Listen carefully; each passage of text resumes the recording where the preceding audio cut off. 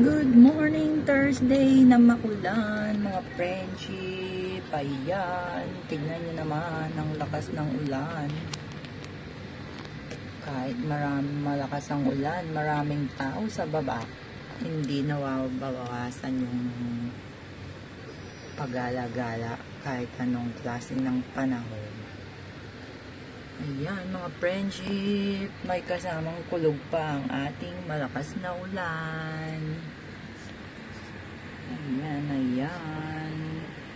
So, alam nyo ba kung anong masarap na makakain pag ganitong maulan? So, tara, tignan natin. Okay. Tapos meron tayong wonton. Pork wonton naman yung sa atin. Homemade. Siyempre, gawa ko yan. Lagyan natin ng spring onion. Of course, hindi mawawala yung crispy fried na garlic. Homemade beef siya, mga friends. So, meron pa. Of course, meron tayong lemon. Walang kalamansi dito. Makalang kalamansi kaya